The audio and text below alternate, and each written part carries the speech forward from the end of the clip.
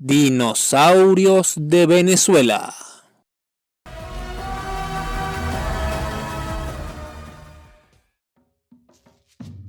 En la anterior parte del video repasamos un poco sobre el pasado, antecedentes y personalidades detrás de los primeros hallazgos de dinosaurios en Venezuela.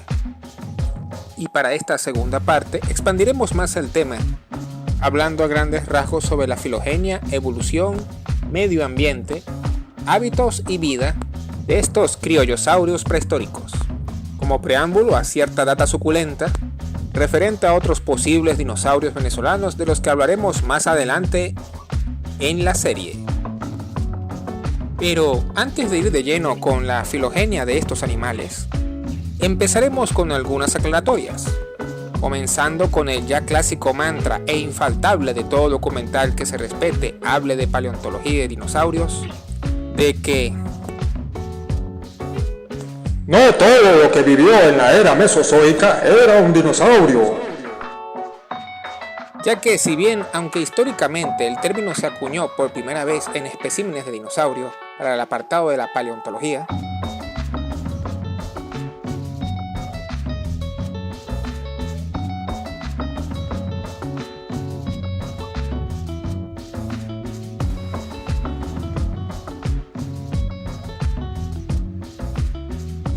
como sabrán los más aficionados al tema, los dinosaurios no son ni por asomo la única especie extinta prehistórica que ha habitado la Tierra.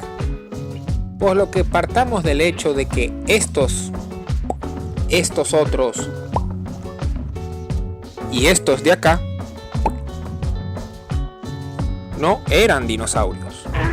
Los primeros ni siquiera convivieron con los dinosaurios, eran una forma de reptiloide mucho más antigua, más precisamente del periodo pérmico de la era paleozoica, y eran los llamados sinápsidos y terápsidos, una antiquísima estirpe de reptiles más vinculados evolutivamente al grupo de los mamíferos y al de los dinosaurios. Por su lado, si bien los reptiles voladores como pterosaurios y reptiles acuáticos plesiosaurios, pliosaurios y mosasaurios sí convivieron con los dinosaurios durante buena parte de la era mesozoica, no se encontraban directamente emparentados con estos. Eso sí, los pterosaurios voladores sí mantenían un pequeño vínculo con los dinosaurios, debido a que estos, junto con cocodrilos y las aves modernas, pertenecían al grupo de los arcosaurios. Pero de esto hablaremos más adelante en el vídeo. Por su lado, los reptiles marinos en general se encontraban mucho más distantes del grupo dinosaurio, estando los plesiosaurios de cuello largo y los pliosaurios de cuello corto emparentados entre sí, pero a su vez distanciados de otros reptiles marinos como los ictiosaurios y mosasaurios, grupo muy famoso de reptiles marinos que proliferó durante el periodo Cretácico, que hoy se cree estaban más emparentados con los lepidosaurios, o más precisamente con el grupo de los lagartos, varánidos o serpientes. Y sí, de todos estos bichos terribles se ha encontrado material en Venezuela también, pero de ellos hablaremos a más detalle en un video aparte. Aclarado todo esto, empecemos con nuestra primera filogenia. Filogenia. A riesgo de sonar un poco fastidioso, es aquí cuando les lanzo otra aclaratoria. La intención detrás de la interpretación de las filogenias de estos animales, realizadas en colaboración con el técnico veterinario Daniel Domínguez, no busca ser la respuesta Absoluta, total, definitiva, ultra, magno, plus, verídica, porque yo lo digo, en torno a sus orígenes y vínculos evolutivos verdaderos. Y de igual modo, estas clasificaciones y cladogramas estarán siempre sometidos a cambios en función de los próximos hallazgos venideros. Pero de igual forma, eso no nos impide tratar de dar a conocer a grandes rasgos el cómo encajan estos taxones en el gran marco evolutivo del extenso grupo de los dinosaurios. Así que, sin más preámbulos, vamos para allá. La quintasaura. Es menester entender que los árboles filogenéticos siempre están sometidos a cambios dependiendo de las actualizaciones y nuevos hallazgos que se hagan de grupos enteros de estos extintos animales. Y el pequeño toche de la quintasaura no es la excepción.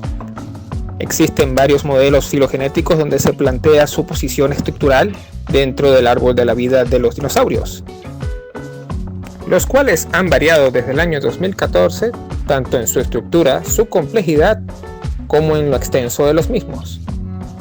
Pero para términos prácticos de este video y para que se entienda a grandes rasgos el concepto general de dónde se posicionaba este animalito dentro de su árbol genealógico, utilizaremos el modelo del año 2017, propuesto por Baron y colaboradores, que aunque tal vez no esté tan completo como el del año 2022 de Norman y colaboradores, a grandes rasgos no difiere mucho del mismo. Como ya sabrán los más aficionados, los dinosaurios pertenecen a una gran clase, conocida popularmente como reptiles, pero que en años más recientes se ha intentado actualizar su nombre hacia saurópsidos. Pero dado que reptiles sigue siendo la denominación más utilizada, nos quedaremos con ella para este video. De esta hallamos las siguientes subclases: anápsidos, sinápsidos y diápsidos. Subclases bien diferenciadas entre sí, basándose en la cantidad y posición de los agujeros o fenestras en los cráneos de los amniotas, subdividiéndose en sinápsidos, poseedores de una sola fenestra; diápsidos, poseedores de dos fenestras; y los anápsidos, no poseedores de ningún tipo de fenestra aparente. Este último grupo hoy en día está en duda, dado que son muchísimo menos los animales con características sin fenestras que los dos grupos anteriores. Pero ese es tema para otro video. Aquí nos centraremos especialmente en la subclase de los diápsidos. ¿Y por qué dirán? Bueno, porque a esta subclase es a la que pertenecen los dinosaurios. Y nuevamente me preguntarán, ¿y por qué? Porque los dinosaurios pertenecen a la infraclase de los arcosauromorfa o arcosauromorfos, que se caracterizan por tener dos fenestras y en términos prácticos ser diápsidos. Este grupo está conformado por los dinosaurios, cocodrilos y similares, y pterosaurios voladores. Pero bueno, Dino Gerardo, no me confundas. ¿Y entonces qué son los dinosaurios dentro del grupo de los arcosaurimorfos? Bueno, simplemente son un superorden, el superorden Dinosauria, que a su vez se divide en el orden Ornitisquios y Saurisquios, que son los dos órdenes principales entre los que se dividen todos los dinosaurios conocidos, basándose en la estructura y forma de sus caderas, perteneciendo Lucky al orden de los ornitisquios, y del cual parte toda una estirpe de géneros y especies de dinosaurios, como Pisanosaurus, el conocido Heterodontosaurio, el Eocursor, Genasauria, entre otros, que terminarían derivando en grupos como el de los neornitisquios o nuevos ornitisquios, o subórdenes como el recontraconocido grupo de los tirióforos, un grupo de dinosaurios caracterizados por su estructura anatómica defensiva, o como solemos llamar, tanques ambulantes, pero que para el periodo Jurásico temprano todavía eran animales más bien pequeños, bípedos y de hábitos omnívoros, considerados como miembros tempranos del grupo de los tirióforos, como son la quintasaura o su taxón hermano el Scutelosaurus, que con el pasar de millones de años de evolución y especies como el Emusaurus o el Celidosaurus irían evolucionando a las formas clásicas de tanques ambulantes de las que ya hablamos, como son los archiconocidos Estegosaurio y Anquilosaurio. Tachiraptor. Para el caso del siguiente gran toche venezolano, hemos optado por utilizar el modelo de Speakman y colaboradores, realizado en el año 2021, el cual, como es de esperarse, sigue una estructura similar al del anterior dinosaurio. siendo su clase Saurópsida, subclase Diápsida, infraclase Arcosaurimorfa o Arcosaurios, superorden Dinosauria, y empezaba a diferenciarse del anterior en su orden, ya que aquí, a diferencia de un dinosaurio ornitisquio, estamos hablando de un dinosaurio saurisquio, diferenciándose del anterior, la Quintasaura, por la morfología y estructura de su cadera, más propia del suborden de los dinosaurios terópodos, un grupo de dinosaurios mayormente carnívoro, aunque con algunas excepciones omnívoras y herbívoras, dividiéndose entre los clados representados por especímenes como el Lepidus preciso y el clado sin rango más conocido de los neoterópodos, que a grandes rasgos se compone de buena parte de los primeros dinosaurios terópodos basales en existir en el planeta,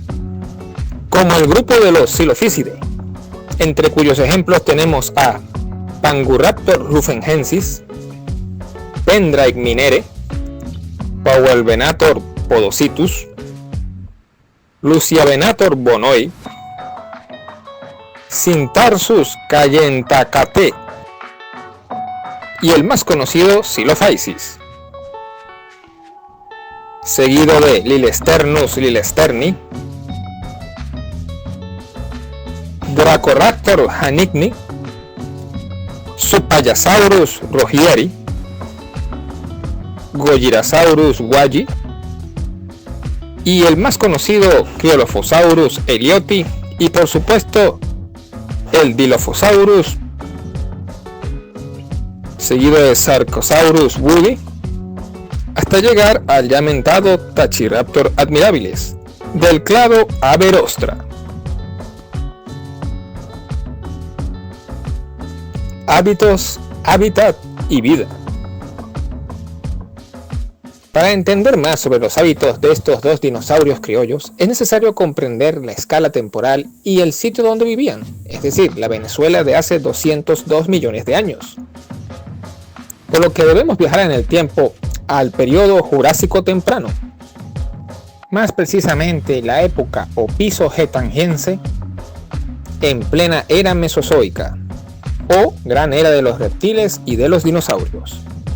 Por supuesto, en esta época la flora, la fauna y la geología misma era muy distinta a la del territorio nacional actual, siendo el clima global más caluroso y de características más tropicales de lo que es hoy en día, y conteniendo en la atmósfera una mayor cantidad de oxígeno que posiblemente favoreció las grandes dimensiones de muchos de estos saurios, y estando buena parte de la masa terrestre unificada en el gran supercontinente de Pangea, el cual ya había empezado a separarse durante el periodo Jurásico, dividiéndose en Laurasia y Gondwana, los cuales se encontraban demarcadamente separados por el creciente mar o océano de Tetis.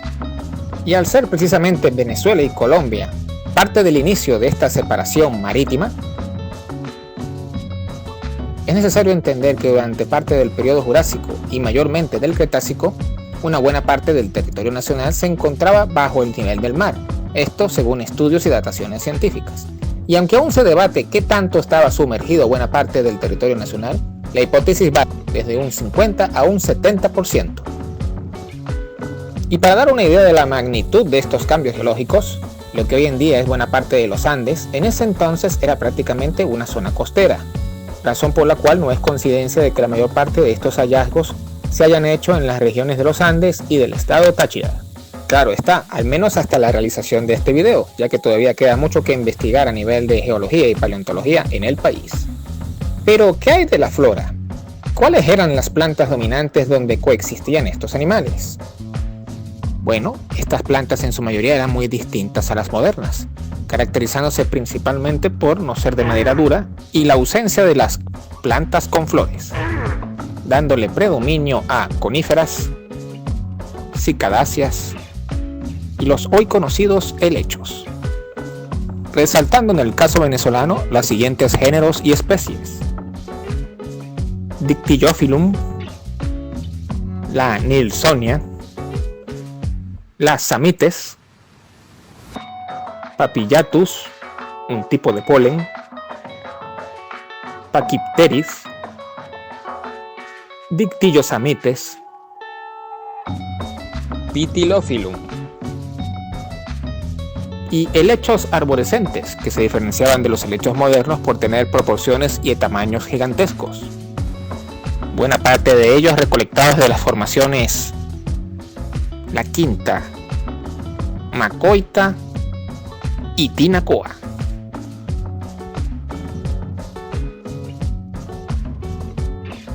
Siendo especialmente llamativo la posibilidad de que, dadas las investigaciones y dataciones estratigráficas realizadas por distintos equipos, ambos dinosaurios convivieran en escala temporal, partiendo de un escenario en el cual pequeños grupos sociables del La Quintasaurita ¡Me rayé! seguramente tenían un estilo de vida basado en una alimentación omnívora en la que consumían desde pequeños animales, insectos, a una gran variedad de plantas, mientras debían sobrevivir al acecho y depredación de ejemplares de Tachyraptor. Todo esto en un entorno tropical que recuerda más a una especie de selva con helechos y con leves reminiscencias a un bosque pantanoso. Pero ¿eran en efecto estos los únicos dinosaurios que habitaron el territorio nacional? ¿O convivieron con algo más?